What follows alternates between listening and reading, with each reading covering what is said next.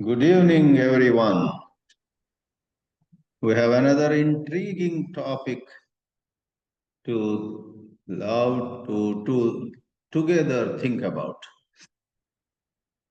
The space without a center and without a periphery. This topic might be bewildering to many, and those who are much conditioned by the ways of the world might immediately ask the question of what use is this topic? Space with no periphery, space with no center.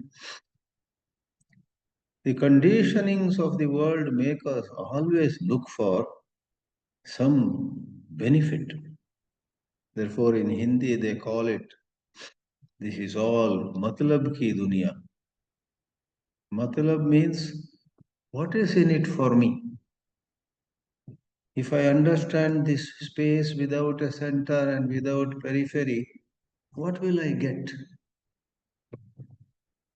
Now, without going far from the topic, when we ask this question, what will I get by knowing this space without a center? That I, in that question, what will I get, is the center. And we are exploring space without center, which means there is no I looking for personal reward.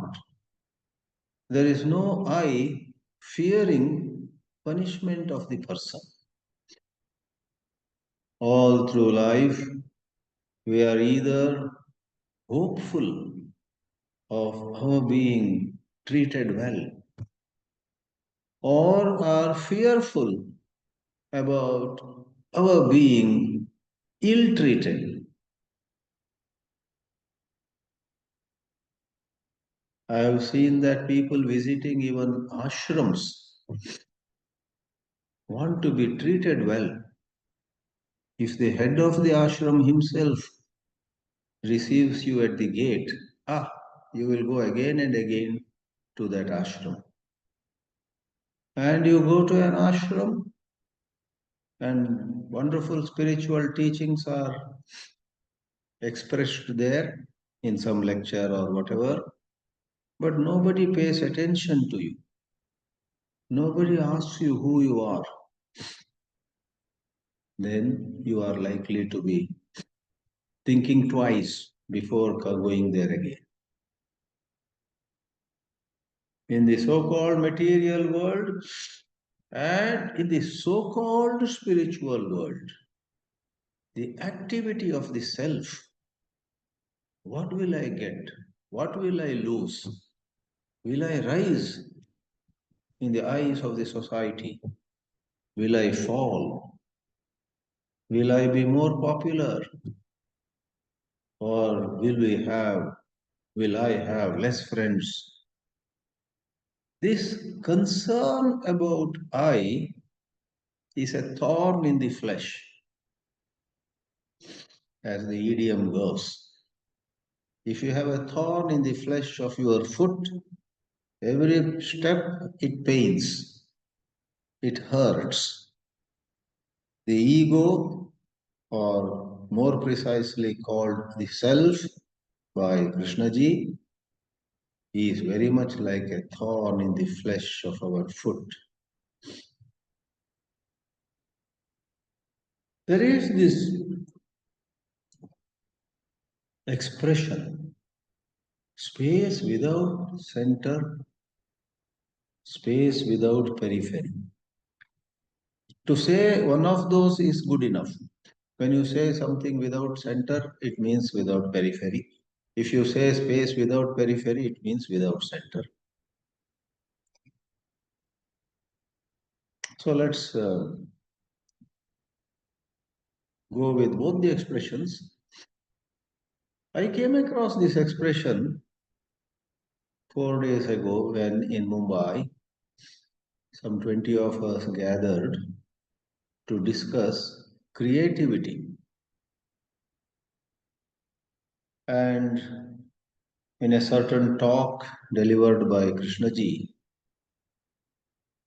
talking about what he calls creation, but we soon figured out he is referring to creativity, though some members said that it has a connection with creation also, creation of the universe, creation of all that is. I raised a question.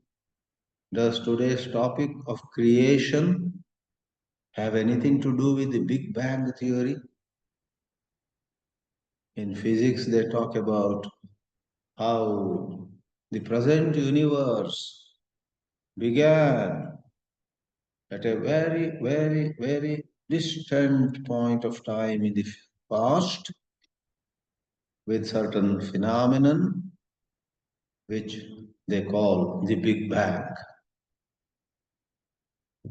And I remember a couple of members said, I'm yet to fully understand it, but they said, of course, what Krishnaji is talking has a connection with creation as discussed in physics, including the Big Bang theory and so on. I'm yet to explore that.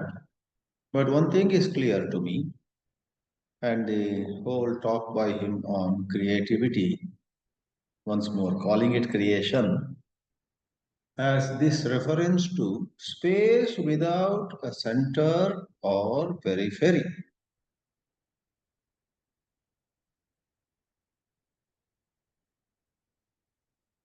When are we creative? When are we not mechanical? When are we not going by the same groove? Groove, a groove is a path where something keeps rolling down again and again. A little ball goes on the groove from A to B. It doesn't go left or right. Groove. Creation or creativity is in contrast to going in a groove, the habitual mode, in the mechanical mode. When are we truly not mechanical? When we are mechanical, however smart we may be, we may have a PhD from Harvard,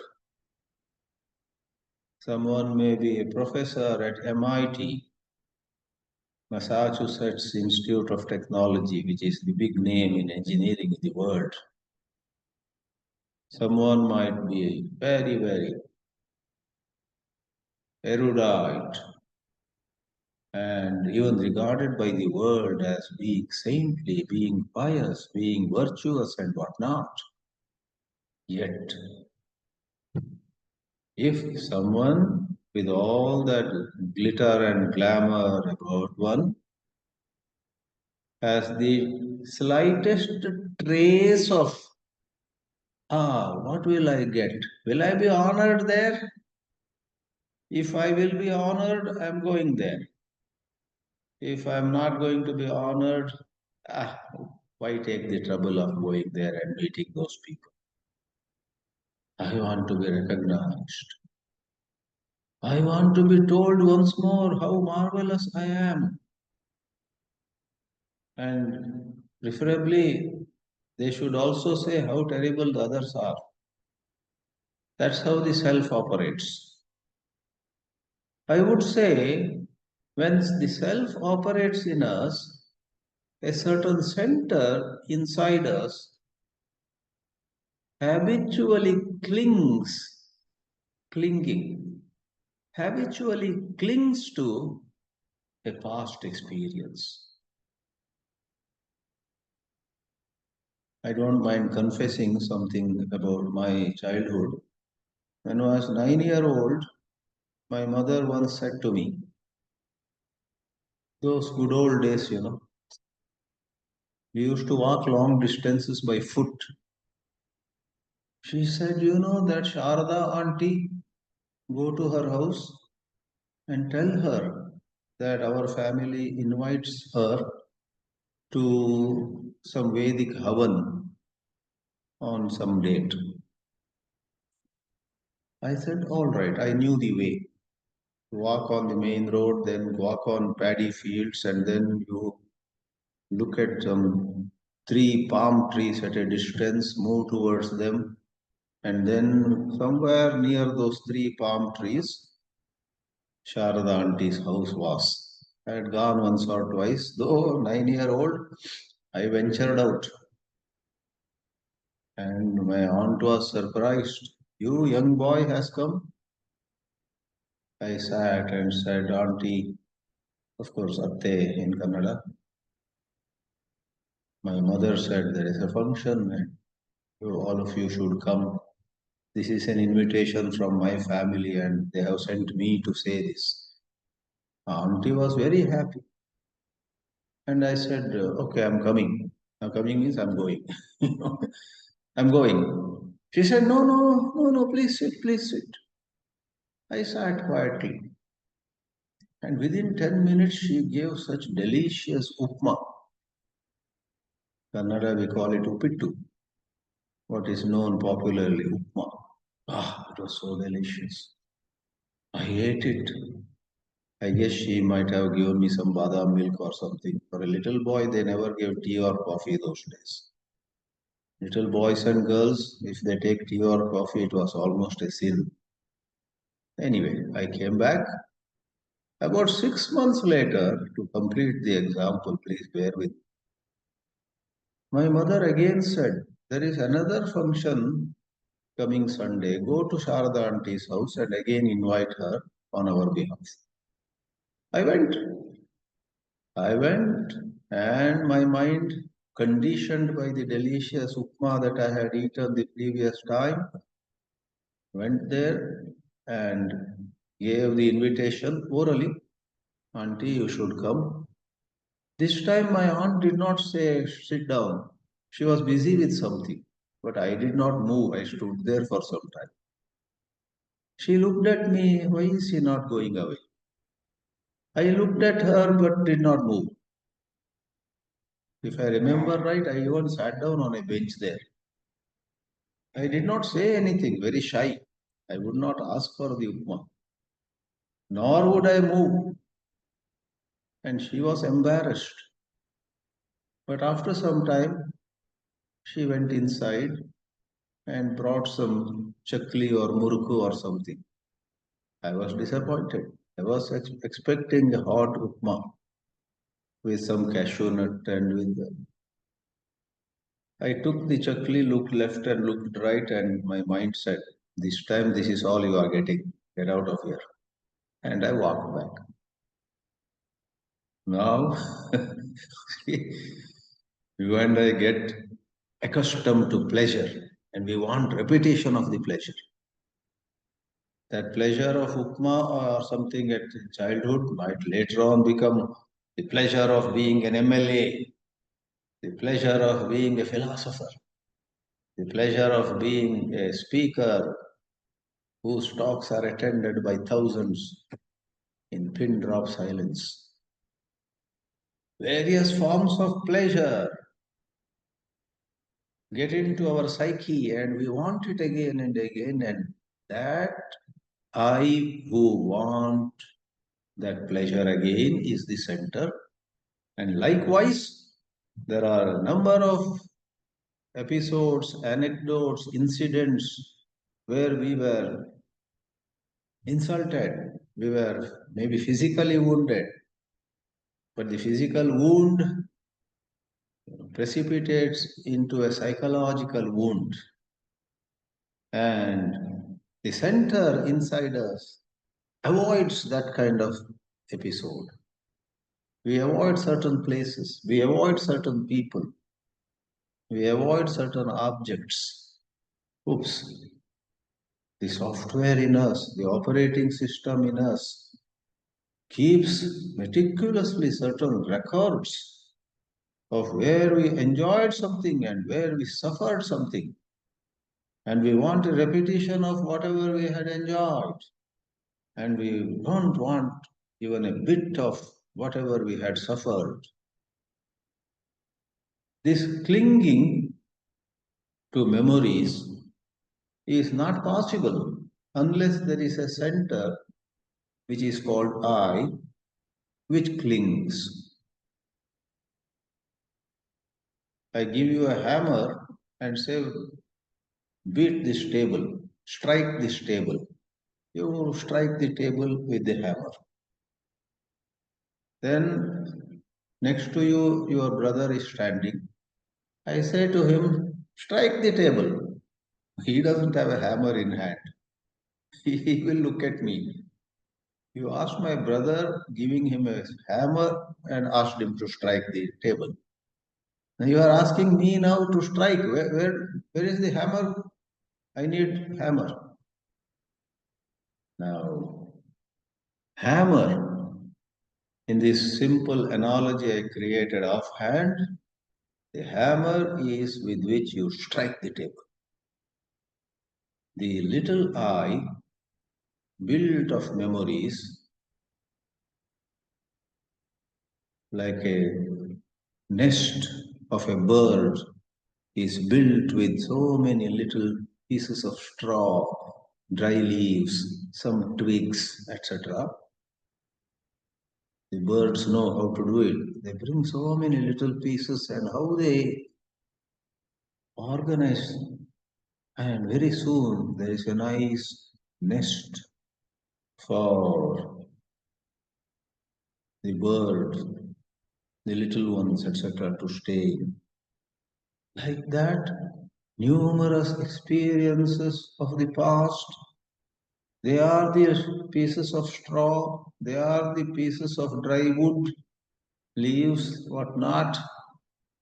And they constitute the little self. Our self-worth, high or low, is made of memories. Once there is the center called the psychological self, in Vedanta we call it the little I, because Vedanta talks about an infinite I, to which generally in K literature no reference, rather it is avoided. So this I, this little self. And it is through watching carefully the operation of this little I,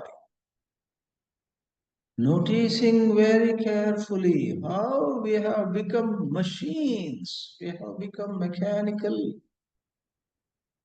we have not grown much from our immature childhood.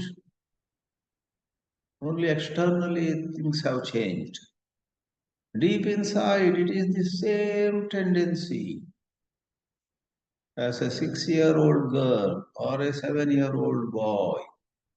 We had certain immature emotional responses, immature expectations in various situations while dealing with various situations, and those immature tendencies are very much there with us even today. And why they have remained and have perhaps gathered more strength also is we are not aware of them. Once we are aware, once our attention is directed towards them, once we gaze at them, all of you have heard the story where Shiva, with the fire emerging from his third eye, turns Kamdev to ash. That fire emerging from the third eye, burning away Kamdev, That narration, that version of the story is for children. For you and me, that story of Shiva burning Kamadev has a different interpretation. No physical third eye. Shiva's third eye is the power of attention, the flame of attention that is possible within us. We can be that flame of attention, and Kamadev is not husband of Rati or some semi-celestial being whom Devatas send to disturb Shiva's austerity, that story, put it aside. Kamadev is all that is mechanical in us. Spiritual thinkers have said it in very clear terms. For an ounce of biological urges, like sexuality and so on, typically in human life, tons and tons of psychological urges arise. Biological urges come in the human body typically from some age to some other age, and even during those years they come a little bit here and there. But once more, for an ounce of biological urge for which you may blame nature, tons and tons of psychological urges arise. And after a certain point of time, there is no sexuality other than psychology. Biology has taken leave or gone. Psychological, which means conditionings, which means mechanicalness, which means wanting the repetition of some pleasure enjoyed long time, which means there is no attention, which means the center of the space is up and active. And here we are discussing, can there be space with no center?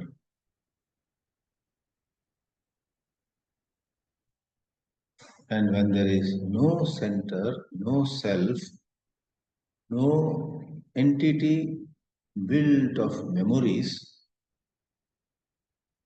generally we imagine we may become useless. For this world has given undue importance to some ego. They talk about a healthy ego. They say you must have some ego, otherwise this cruel world will trample upon you. Everybody will walk over you. They will use you as a doormat.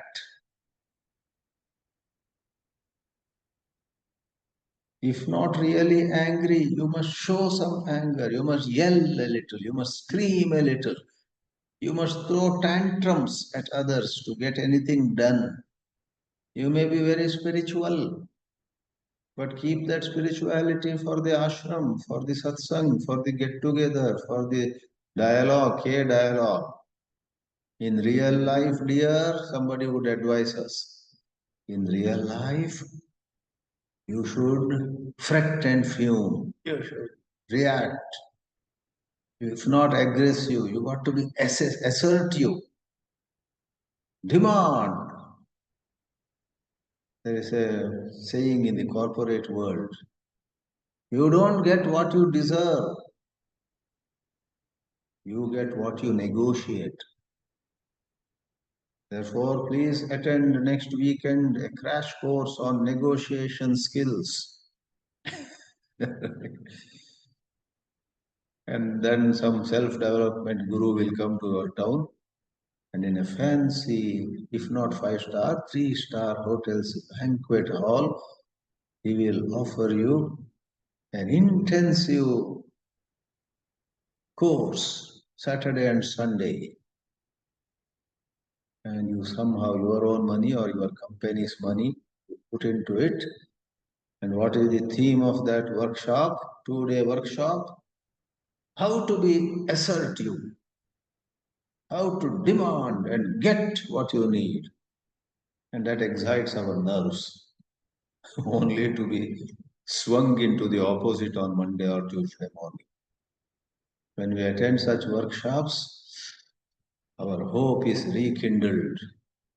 When the speaker speaks so effectively, our eyebrows go up. How true, he says. I am now not going to keep quiet. Not only at work, at home also I will demand from my wife what I need from her. I will be assertive towards my son and daughter also.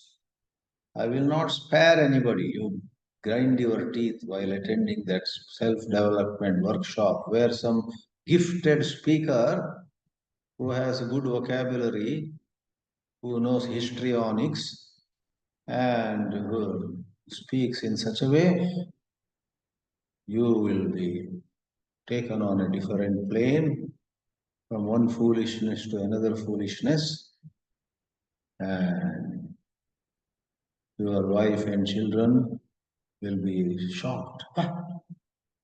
After attending that workshop, he is treating us differently. He was like this, never like this before. Anyway, let me not put too much spice into my talk, taking all spice away because in a Krishnamurti circle they don't like spice or jokes. Krishnamurti circle is very solemn, serious, which is good. Krishnaji himself seldom cracked any joke.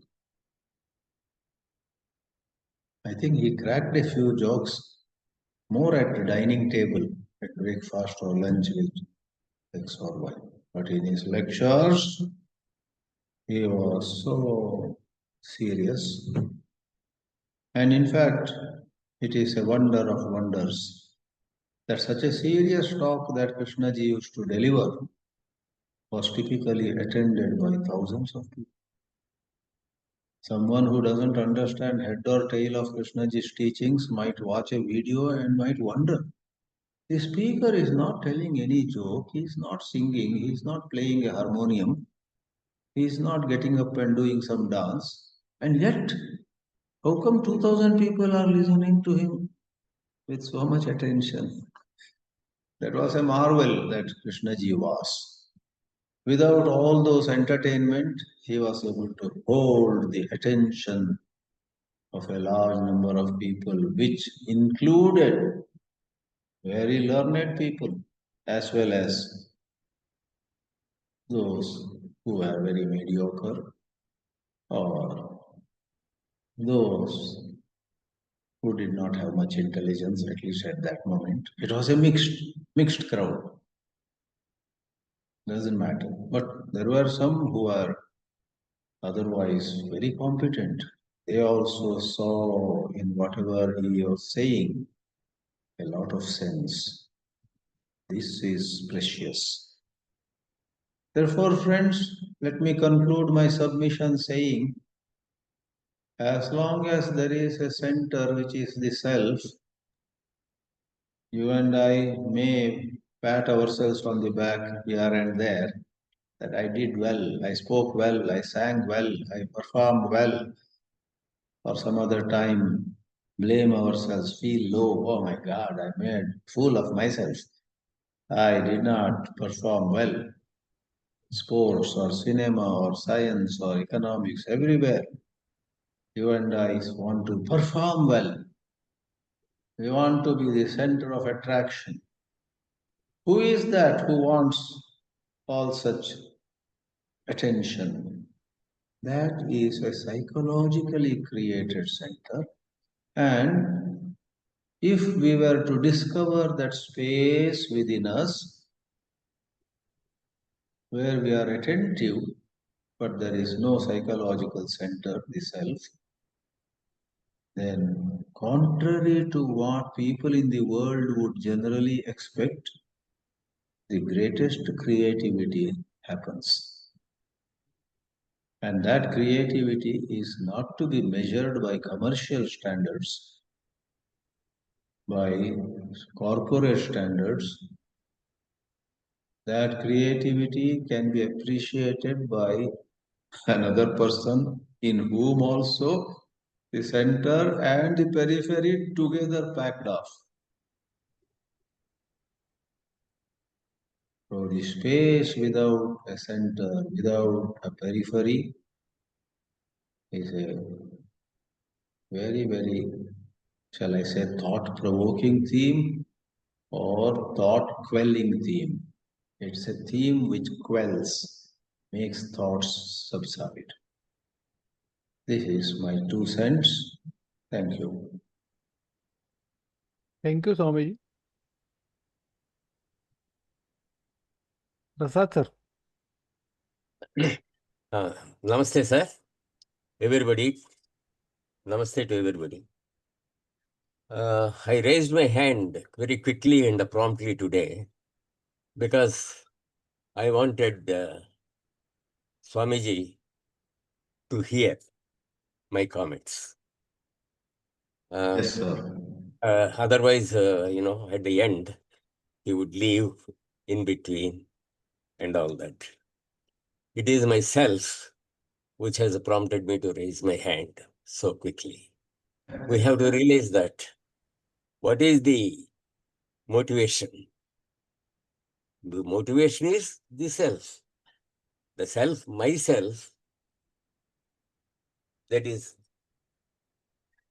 I want, firstly, I want to appreciate one or two things which Swamiji has said. The analogies he has given. Self is a thorn in the flesh of your foot. It's a wonderful comment. I didn't hear it in Krishnaji's books. I didn't come across this expression. But this is what he meant. Your ego, your self, is a thorn in the flesh. It's a wonderful analogy, very, very original by Swamiji. Then, similarly, he has given another analogy. Memories are like a bird's nest. Yes, the bird gathers straws, leaves, everything. And all these things are put into its nest.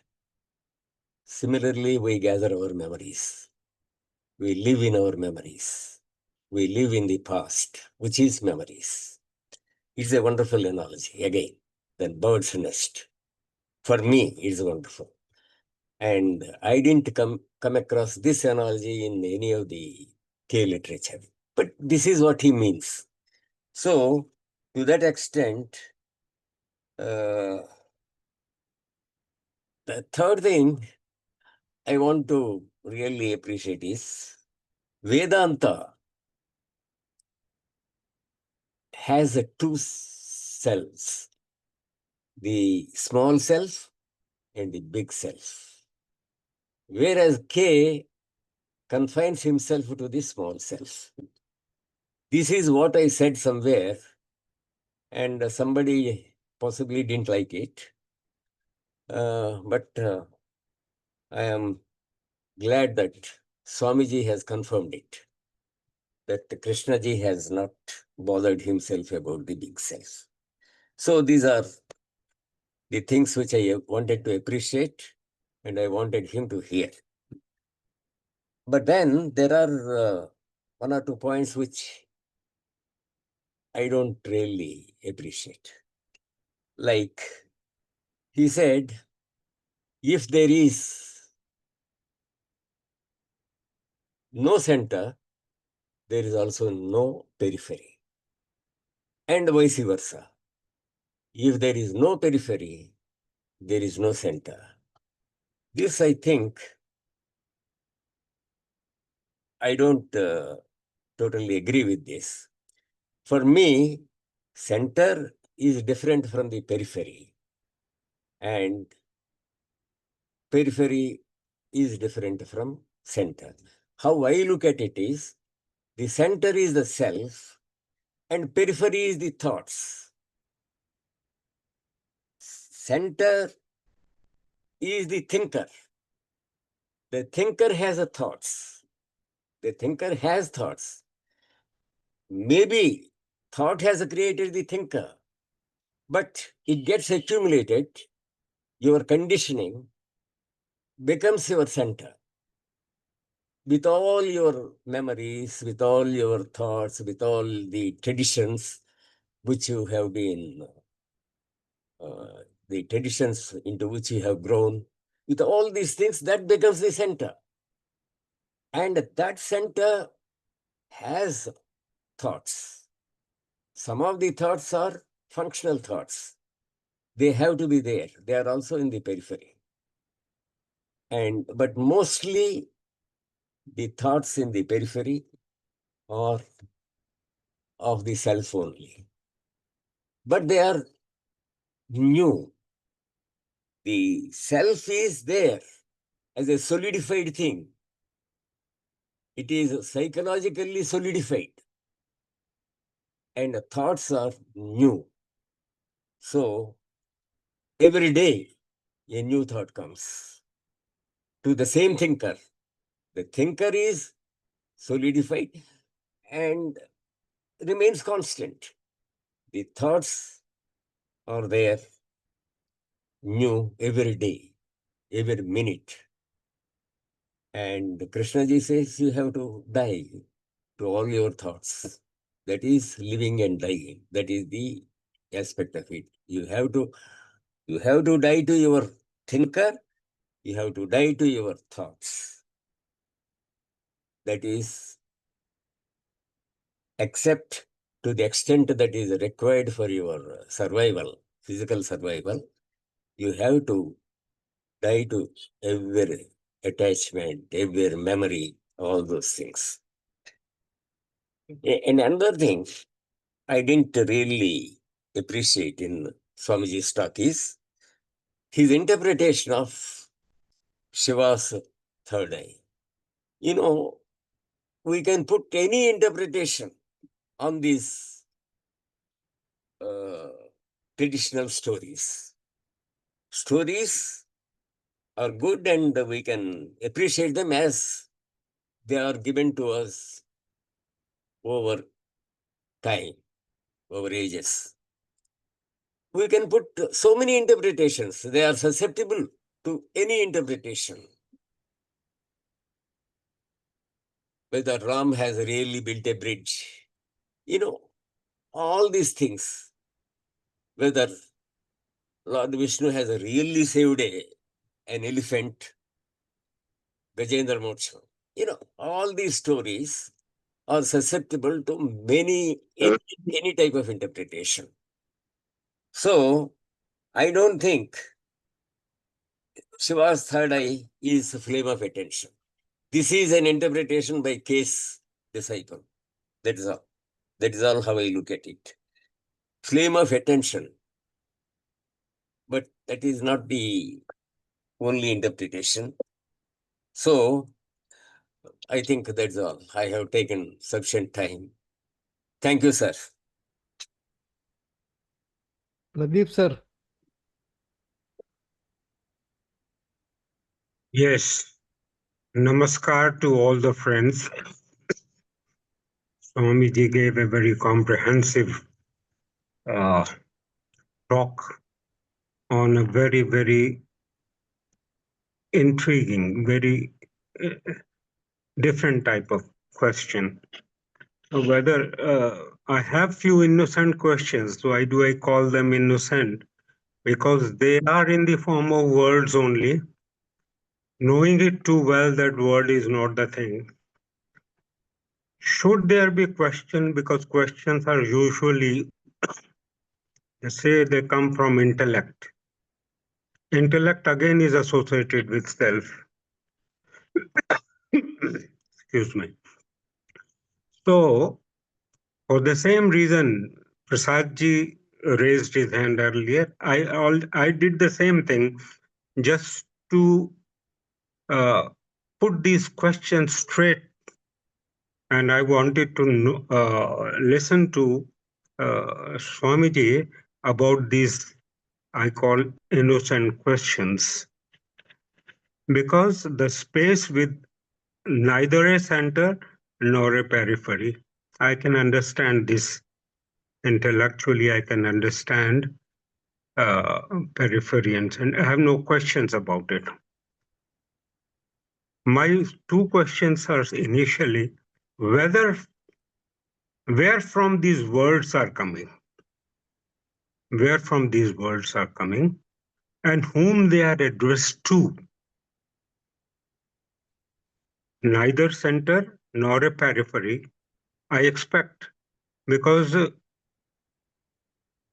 individuality is also negated, then center is also negated, intellect is negated, most of the things, word is negated. So where from these words are coming, where they are addressed, whom they are addressed to, and the status of neither center nor a periphery, where is it? Is it coming from this? So these questions automatically, usually when I read a topic, certain questions come to my mind.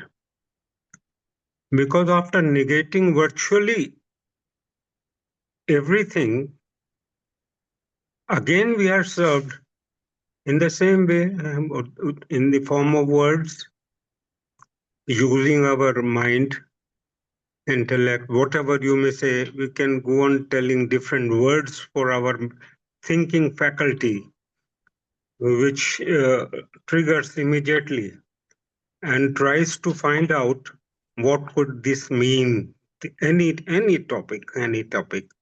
So I'll be happy if Swamiji takes up these two small questions, and the limitations, these whatever answers or whatever responses are there from anywhere in the form of same, which has been negative. Most of the things have been negated. So stories and all those metaphors, parables, all those things, they ultimately indicate to something, have to be translated into language, words, and everything starts and goes back to our memories also are taken care of. Then so this is otherwise things would not have been so difficult to understand. Krishna ji, it becomes difficult because paradoxical. Most of the things look very. We serve in the same way, and after negating everything virtually, in any form, in Vedanta or through this, I am not this, I am not that, I am not body, I am mind, in dunya, everything.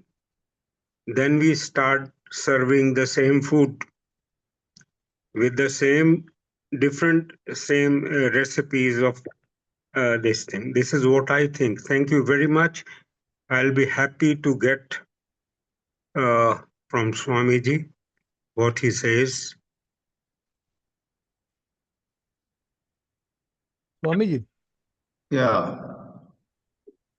I guess the answer you asked is, if I got it right, where do these terms come? Where do these terms come from? Is that the question? Well, my question is, where these words are coming? This title, where from it is coming, and what is the you see, I'm imagining what structure, whether the word is not there, whether mind is not there, everything is not there, then where from these words are coming? These words, we are served in words, but where from? What is that? What is that? In what form is that? I've got it. Yeah. Nah, yeah. My simple answer is all of us are engaged in periodic discussions. We are periodically, most of you every Thursday discuss things, and most of us also browse such literature, whether it is from Krishnaji or some other writers who arouse certain interest in us about life, about the mysteries of life, about issues like where sorrow comes from, how sorrow can end. We are into some amount of reading, some amount of listening, some amount of watching a video, and these periodic discussions. So these expressions, these words, these concepts, this terminology comes from all these sources.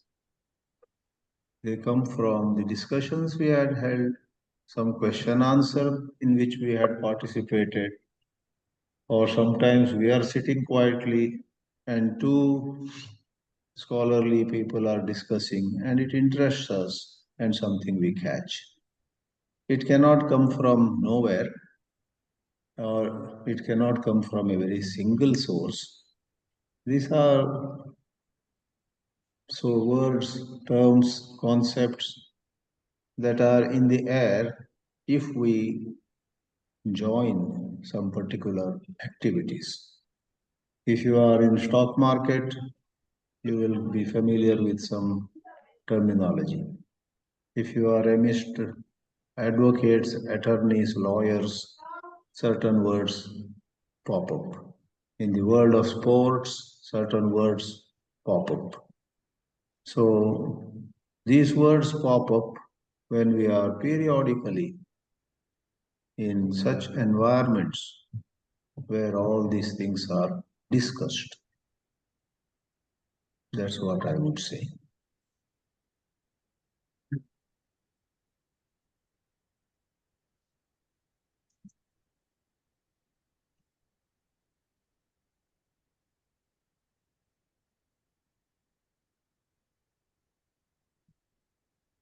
Because Swami, this suffering, we talk of suffering invariably.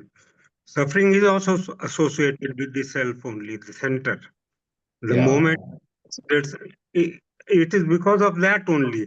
Virtually everything, all our activities, in one way or the other, engaged in something or the other, is in the form of as you may not call it center, but these are the same thing engages you in whether in mission or with the temples or with anywhere.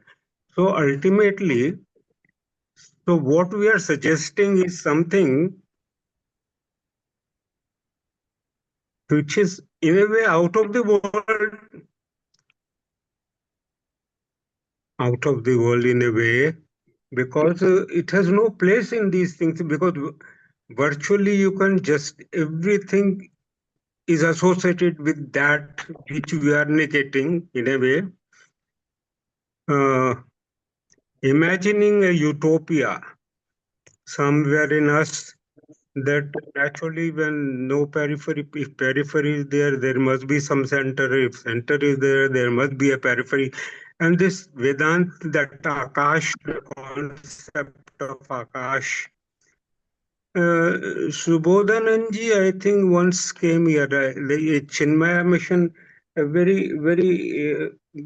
very good speaker. He is no more. I asked this whether this Akash is sustained by what?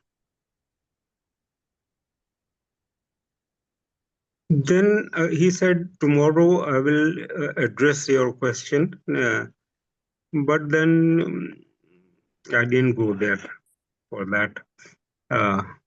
So this, I call them out of the world that way because practically we lead our life of pleasure, happiness, sufferings and ups and transients and ups and downs and everything, impermanence and this and all that.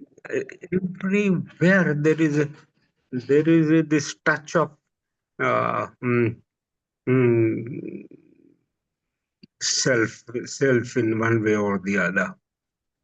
So I fail to understand what mm, even I'm not getting proper words to express. Swamiji must be getting my problem. Of course, today I'm not in the best of energy levels also, because like Swami, I am also diabetic for the last almost 25-30 years. So I'm managing. So this is my state,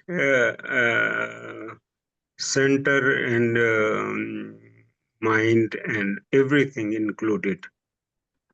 So this is my state. Thank you very much. Let others speak about it. I remain there where I was with my words, these words, those words, discussions, the words discussed, all the books I read, everything in the form of words, words, words, words. Jean-Paul Sartre's autobiography is known as words. So it is very interesting. So words remain very, then Shabda Brahman, Shabda Brahman. All these things, at times we glorify. And on the other hand, we cut it. So this is what very interesting to me. Let other speakers say something. Thank you very much, Swamiji. Thanks a lot. Dinesh Waghmare ji. Are you able to hear me, sir? Yes, sir. Today I am also not that well, and my vocabulary is also not that good as the other speakers. Anyway, so that's why what I have done, I have written down from JK itself and other sources. So this will, I think, I think, answers most of the questions which are raised here. Anyway, let us start. As per JK, when there is a space inwardly, there is a space outwardly. But the outward space doesn't give inner space. The inner space of mind free from the occupation. Why we were after this free space? Because it gives us the freedom. Thou, it is occupied with what it has to do. The moment it is finished, it is over. Here he is talking about thought, right? Then, is there a difference between the outer space, which is limitless, and the space in us? He says, we know the space in us as a center and a circumference. In engineering, always a circle or such what we can say parts are having a center. Without center, you can't move ahead, whether it is a civil engineering or a mechanical engineering or other engineering. We know the space in us as a center and circumference. The dimension of that center and the radiation from that center is what we generally have and call that space. Okay. Inner space. Now, there is a center. The space must always be limited. If there is a center, the space must be limited. And therefore, we divide it the inner space and the outer space. Since center has made a space around itself. Because we only know this very limited space and we think we would like to reach the outer space, have immense space. The house exists in space.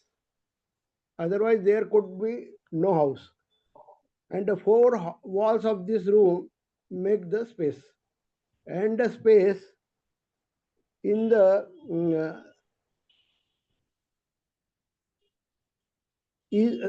space is the space which is having the center and has created round itself, like microphone. Microphone also has its own space, otherwise it could not exist. In the same way, human beings may have a center, and from that center they create a space. The center creates a space around itself, and that space is always limited. It must be because of the center, the space is limited. So we are talking of a space either between two thoughts. There is a space and the interval between the two thoughts, and the space which the center creates around itself, and having created that space around itself, there is the space outside the limit. There is a space between thinking, a space around the center, around itself, and the space beyond the barbed wire. Let us say the center makes the barbed wire, or say this is me, I or me. Now, what is the question? What is the main question? How to expand the space? How to enter a different dimension of space? How to enter a different dimension of space is what where the main subject our is. Is there a different dimension of space except the space around the center?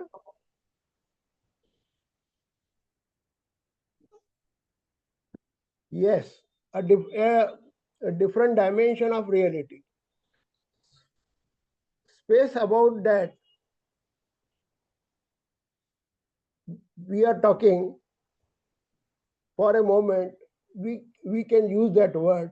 First, I must see clearly the space between two thoughts. This interval between two thoughts, interval means space. And what takes place in this interval? There is a space which center creates around itself, which is the space of isolation. Here he says that is the space of isolation. Whatever this you create the enclosure, that is the space of isolation. It is cutting itself off. When I become important, this Swamiji has also said, I am considering myself as important with my ambitions, with my frustrations, with my angers, etc. This is isolation. My reaction with you in the image of that isolation, which is that space. Whenever we talk, there is if we give reaction, that is also comes under that space. So is it possible to be free of center? So is it possible to be free of center? Modak Sahab, are you getting my voice clearly? Because there is some problem on my screen. Your voice is coming. Okay. Otherwise, I can't go beyond it. I do not mean I. The mind cannot go beyond that limitation under the unless the center goes. That is what is that center. Center is me and not me. It covers me also and not me also. That center, the observer, etc., and in that center is also the observed.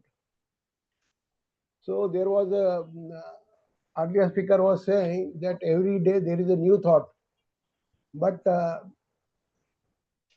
That thought is also based on the past, means that is also based on the observer, past. The center says that is the barbed wire I have created around myself. Yes, therefore it separates itself from the barbed wire fence so that becomes the observed. The center is observer. So there is space between the observer and observed. Whenever observer observes, it is through that space. Now, can the center be still? Now, can that center be still? Means vacuum, or whether it can be remain in standstill position. If it is not, my space always is limited, and I can find out what is holy, sacred when the mind has image space, and it cannot have that if this there is a center. There is something which is really sacred. Now, my real concern is whether this center can be completely empty. The center is consciousness without the content. Where is what is consciousness? And it is content. And there is the space. Then there is something else that will operate. Here he says, if the center is not there, then there is something else will operate. There was a question from earlier speaker, from where we are getting these ideas and new ideas and all that. So here he says, then there is something else that will operate. In my view, it is intelligence.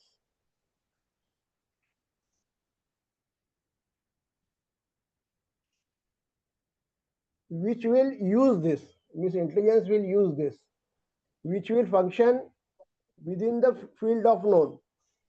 Means that intelligence will work in the field of known. You can have a dozen period of time intervals, but it is still thought this is that space.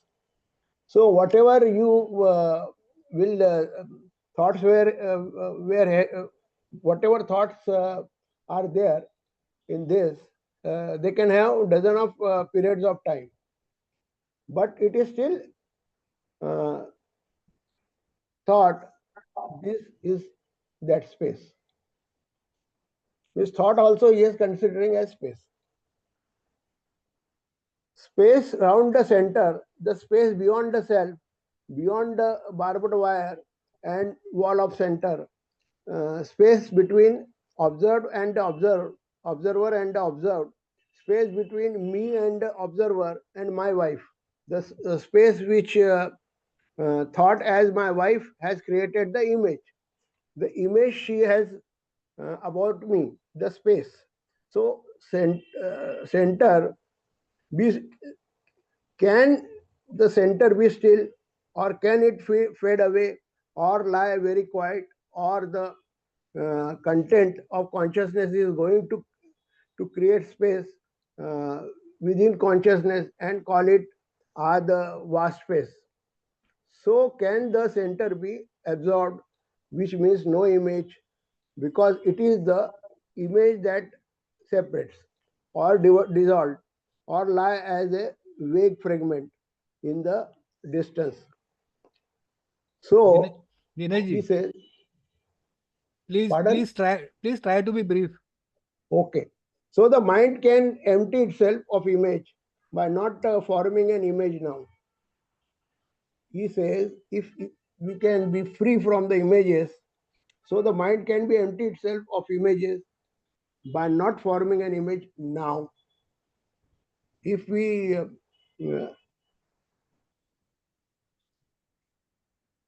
at other places he has also said space means silence inwardly. If there is no silence, there is direction, the operation of will. I must do, I must not do, whatever the becoming is said by the Swamiji.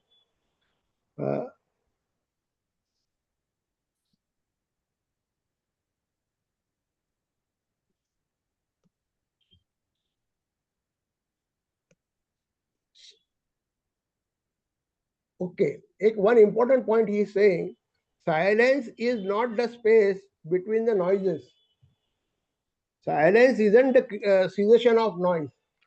This is very interesting because now we come to the scientific portion of it. The science, we know there is a enclosure of air around Earth, and then there is a vast space. So, in vast space, since medium is not there, sound cannot travel. So, all the your astronauts, they use uh, electromagnetic wave instead to talk to each other. If a, a star or anything has a bus, then the noise will be there only in that portion because sound is a medium. So this is very interesting that I will just read out for you.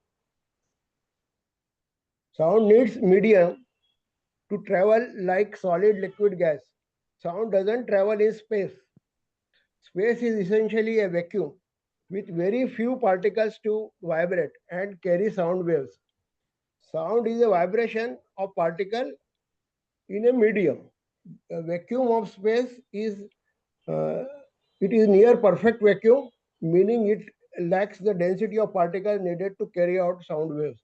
Astronauts communicate in space using radio waves, which are electromagnetic radiation and can travel through a vacuum. Now, in our tradition also, they say there is a shunya and there is a mahashunya. So we have to go up to the level of mahashunya, where there is a presence of intelligence also, there is a presence of energy also, and there is a complete silence. That's what my views are. And what tradition says, there is a basic maya, and then there is a maya with virtues, means gunmay maya, they say. And with that, there is the intelligence and the energy. So this way the creation starts. Thank you. Swamiji. Ah.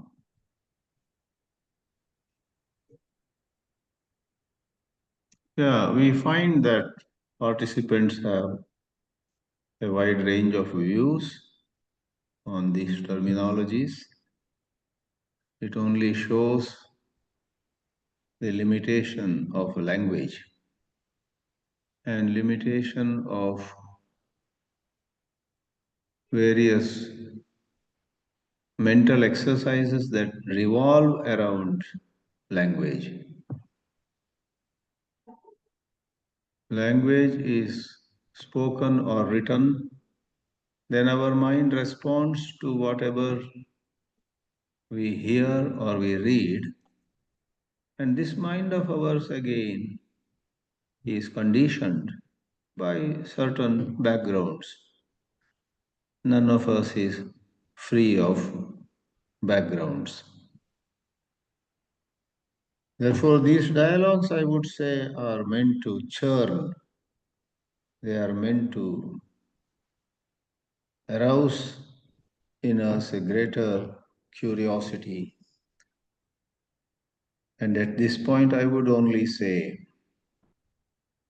that we may be receptive to the views of others.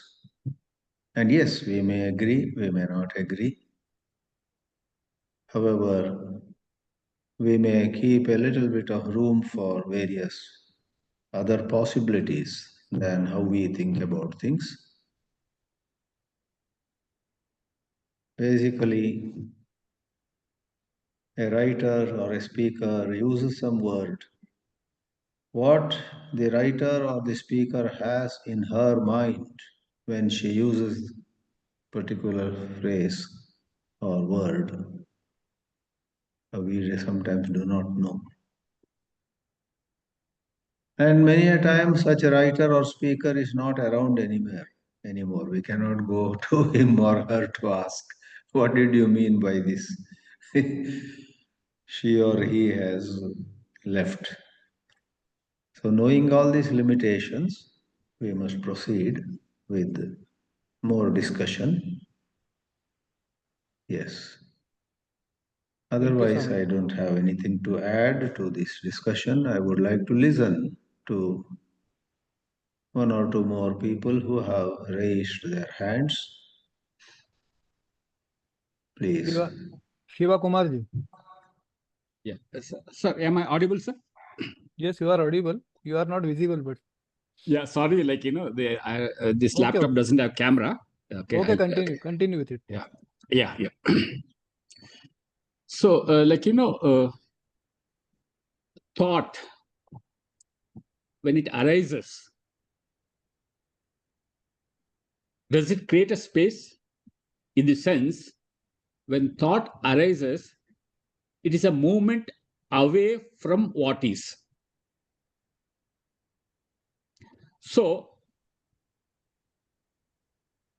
thought, when it is a movement away from what is, it's basically creating a separation. Thought creates the separation between me and an unitary process. The moment thought is separating itself from the reality, when it separates, it automatically means the space is created, which obviously, when you talk about covering that space, time is required, right? So in that sense, thought is space, thought is time. So this separation from that unitary moment is the one which creates this entire space, whatever we call the center and the periphery. All that is created by this thought.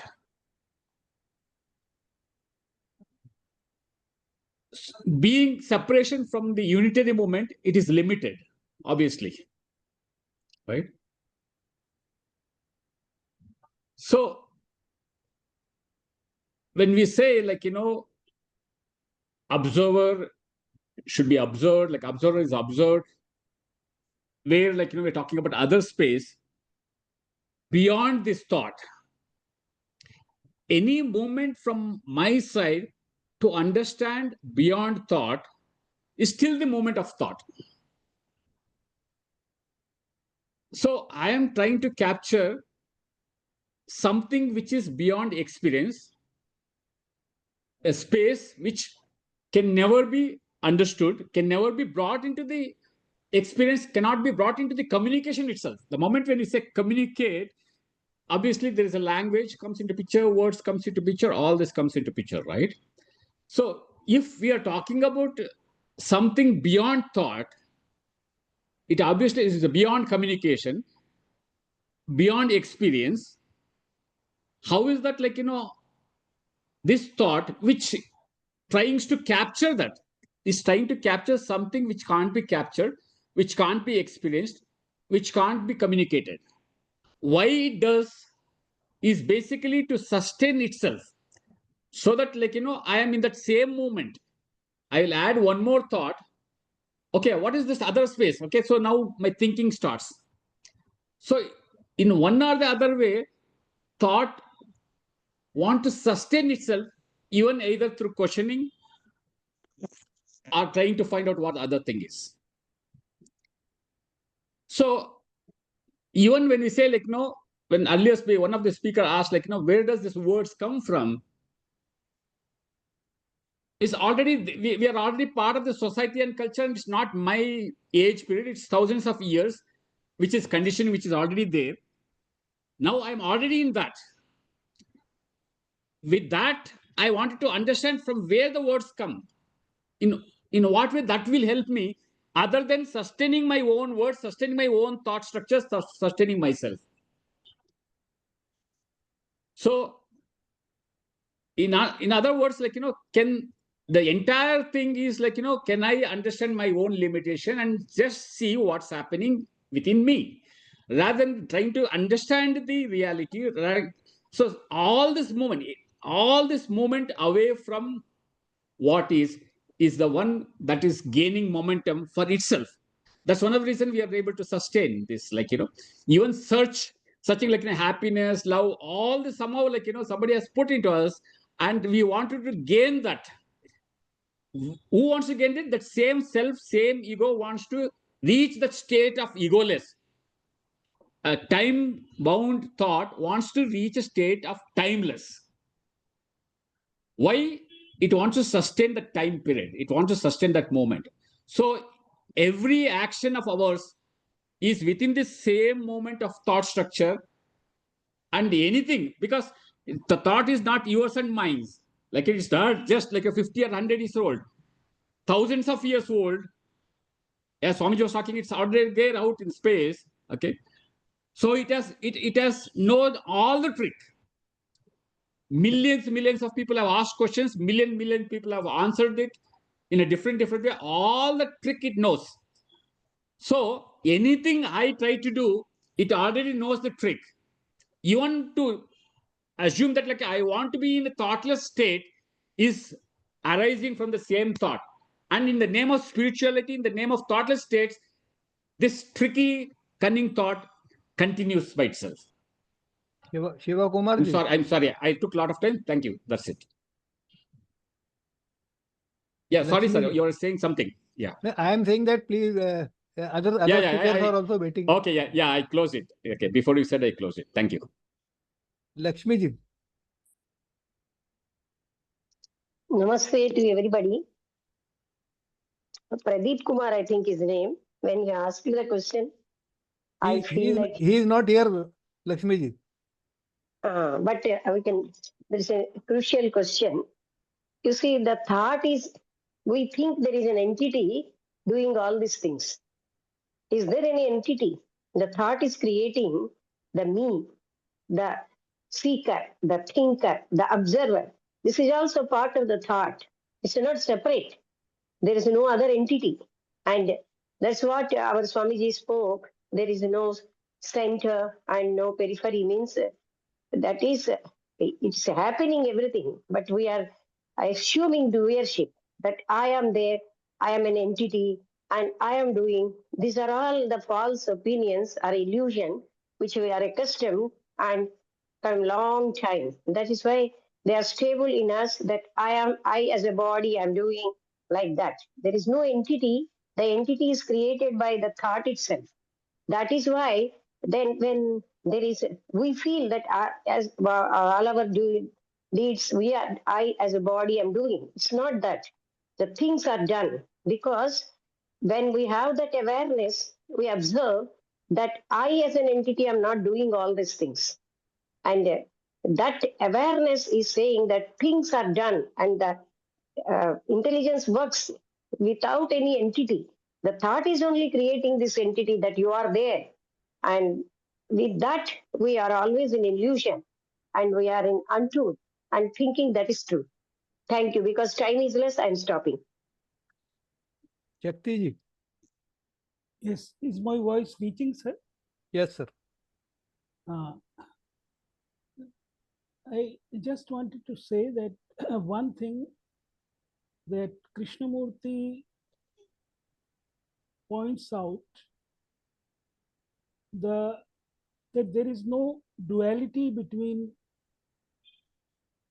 thinker and thought, or I and thought. They are the same thing. And thinker is created by thought. And when he says that there is no center when there is total attention. So this evokes in me this inquiry,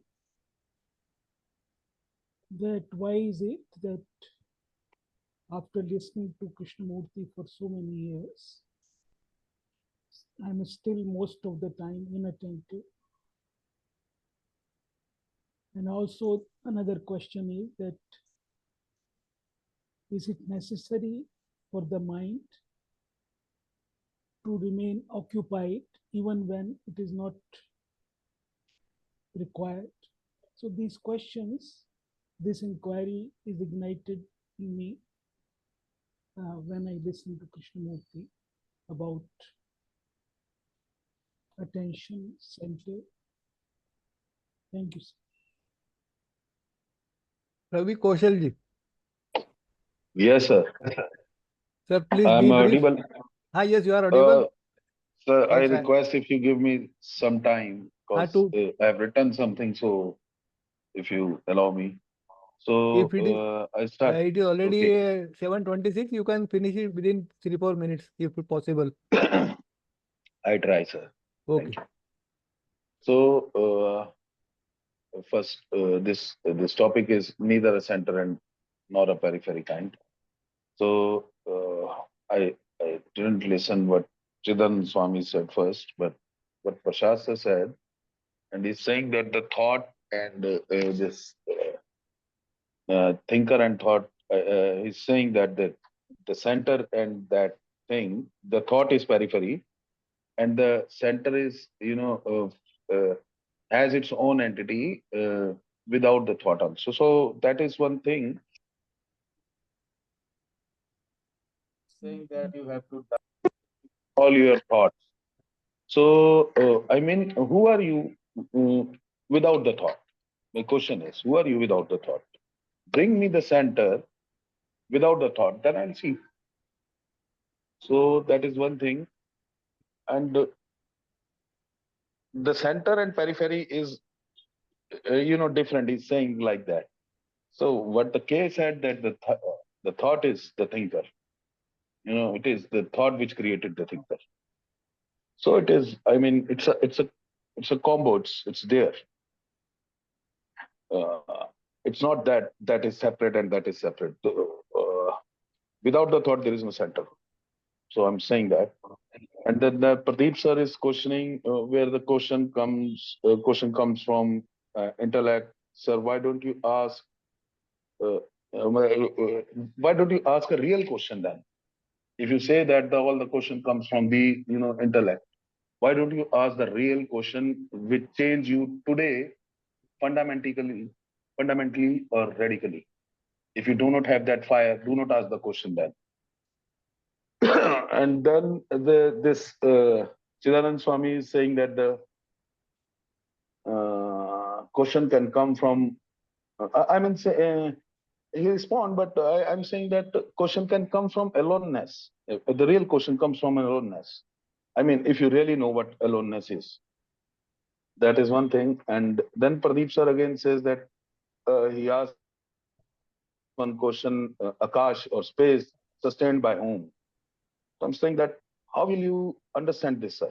How can you understand this? That Akash will sustain by whom?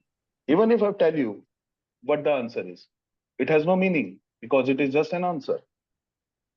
So if you want to go beyond, die here. So it is the only thing. Or then again, Dinesh Waghmare sir said that some beautiful talks of K, center and space and other spaces, outer space, inner space, how to enter different dimension of space. These are some kind of question his. And again, he's asking, sir, can the center be still or without the thought or packed aware? I'm amazed the way Shiva Kumar respond, Shiva sir. Amazed. He actually given the answer to the way, sir. Actually, if he knows, he is asking from here, yahan se wo other side. From here, he want to understand the other side. This is all the tricky side of the thought. And what I respond, one, I request Dinesh Waghmare sir to listen again what Shiva sir said. It is all there. If you actually understand that, I'm amazed and I appreciate, and it is so beautiful what Shiva sir said. Amazing. Ravi ji. And then again, sir, but give me 1-2 minutes more. Because I generally I write what. Sir, then again, sir, Chidanand Swami's one statement says that none of us is, free from background. I mean, I object that, sir. Maybe I'm free, maybe I'm not free, but it is not your concern. At the most, you can honestly say about yourself. Okay, so that is one thing. The moment you said about others, you are, imagining, and how do you know that I'm free from background or not? So it is not that thing. This thing, I think. Then again, Shiva sir, so beautiful. He says, today's talk is on all hats off to Shiva sir. See, he says that the thought is a movement away from what is, and thought, creates space and that, and therefore thought is time. And any movement from my side to understand the other side is the continuity of the thought. See that. If you see that, you are free from all this stupidity. This is amazing. And my own limitation, sir, 1 minute more. And my own limitations and beautiful, every moment of the thought is the continuity. Again, there is, Dinesh Waghmare kind of question like, I want to be in the thoughtless state. And the response of Shiva sir, amazing. And then awareness is saying, Lakshmi ji is saying something on, awareness is saying, things are done. I will listen, awareness is saying the things are done. I mean, how you create the things, see that. Please, sir. Thank you, sir. Thanks a lot. Ravi, sir. Yes, sir. Time has come, so we will have to end. I'm stopped before you are saying. No, I'm talking to other participants, not particularly to you. Yes, I would love to, if somebody want to, counter me, I would love to understand where, but the time is, I understand that. Okay. Thank you. Thanks everybody for participating.